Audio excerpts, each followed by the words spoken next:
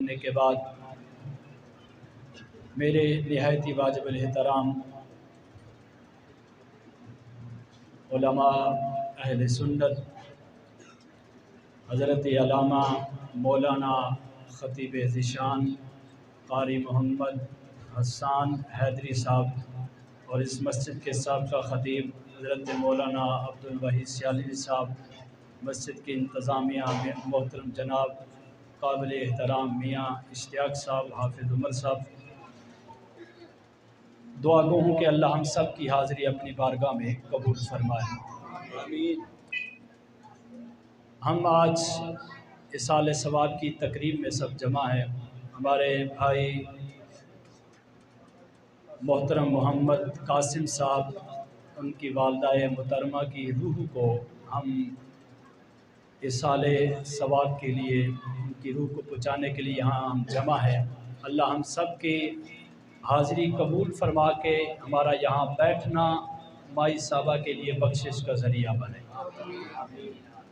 मोहब्बत से दुरूद व सलाम पढ़े मैं अपनी बात का आगाज़ करता हूँ। अस्सलातु वस्सलामु अलैका या सय्यदी या रसूल अल्लाह व अला आलिका व अस्हाबिका या सय्यदी या नबी अल्लाह। मैंने पहले भी आयत करीमा पढ़ी दुरूद शरीफ की कि आप में से अक्सर लोग खामोश रहे, हालांकि ये वो इबादत है जिस इबादत में ख़ुद रब भी शरीक है।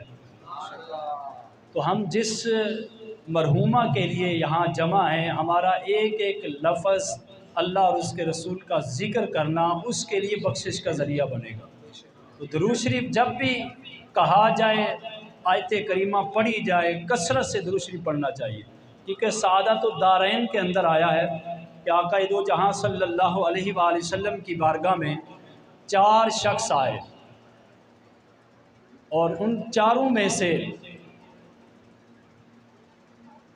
एक शख्स सहाबा की महफिल में पीछे बैठ गया और 3 हजूर के करीब आकर बैठ गए। अब इंशाल्लाह सुनेंगे, मज़ा आएगा, क्योंकि अल्लामा साहब आपको मुस्तफ़ीज़ फरमाते रहते हैं। अल्हम्दुलिल्लाह इनके तो पूरा घराना ही आलिम है, इनके वालिद भी, इनके बड़े भाई भी और भाई भी, ये भी, अल्लाह इनका साया हम सब पर कायम दायम रखे।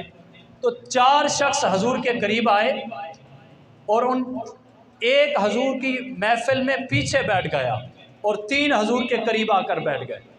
अब उन तीनों में से एक ने अर्ज़ की, या रसूल अल्लाह सल्लल्लाहु अलैहि वसल्लम, वो जो पीछे बैठा है इसने हमारा ऊँट चोरी किया है, आप इसके हाथ काट दें। हजूर ने फरमाया, तेरे पास कोई गवाह है? वो कहने लगा, हाँ, ये 2 शख्स मेरी गवाही देंगे। अब आका दो जहाँ सल्लल्लाहु अलैहि वसल्लम ने उस पीछे बैठने वाले शख्स से पूछा कि क्या ऐ मेरे ग़ुलाम, तूने इनका ऊँट चुराया है, इनकी चोरी की है? अब जब हजूर ने उनसे पूछा तो उसकी आंखों में आंसू आ गए, रोने लगा और अर्ज़ की, या रसूलल्लाह, मैं आपका ग़ुलाम हूँ, आपके गलियों का गदागर हूँ, आपके टुकड़े पर पलने वाला हूँ कि वो तख्ते सिकंदरी पर थूकते नहीं हैं, बिस्तर लगा हो जिनका सरकार की गली में। अर्ज़ की, या रसूलल्लाह, मैंने चोरी नहीं की। हजूर ने फरमाया, अगर तूने चोरी नहीं की फिर तेरे पास कोई गवाह है? अर्ज़ की, या रसूलल्लाह, मेरे पास गवाह तो नहीं, आप उस ऊँट से पूछ लीजिए कि आपका मालिक कौन है और आपका चोर कौन है। और मेरा नबी तो कायनात का नबी है, फिर कायनात की बोलियों को भी समझता है। हजूर ने ऊँट को बुलाया, ऊँट ने अपनी ज़बान में मेरे नबी के कान में कुछ कहा, हजूर मुस्करा पड़े। हजूर का मुस्कराना था, जो करीब बैठे थे उनका चेहरा मुरझा गया। आका दो जहाँ सल्लल्लाहु अलैहि वसल्लम ने फरमाया, सहाबा जानते हो इस ऊँट ने क्या कहा? तो साहबा ने अर्ज़ की, या रसूलल्लाह, बेहतर जानते हैं। हजूर ने फरमाया, ये ऊँट कह रहा है ये तीनों मेरे चोर हैं, पीछे बैठने वाला मेरा मालिक है। अब आका दो जहाँ सल्लल्लाहु अलैहि वसल्लम ने उन तीनों को अपनी बारगाह से उठा दिया। कितना वो बदबख्त इंसान है कि जिसको मेरे आका अपनी बारगाह से उठा दे। बाबे रहमत से खुदा उनको हटा देता है, महफिल पाक से जिनको वो उठा देते हैं। अरे उनकी नालैन को पैबंद लगाने वाले काबा कौसैन की मंजिल का पता देते हैं। अब हजूर ने वो पीछे जो बैठा था उसको अपने करीब किया और फरमाने लगे, ऐ मेरे गुलाम, तूने कौन सा ऐसा अमल किया है कि आज तेरी गवाहियां भी ऊँट दे रहा है।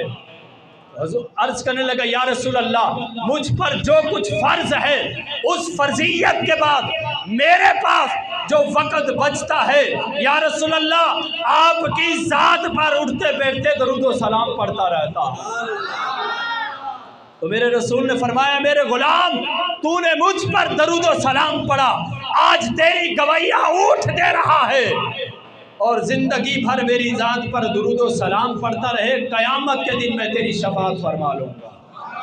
मोहब्बत से पढ़े अस्सलातु वस्सलाम।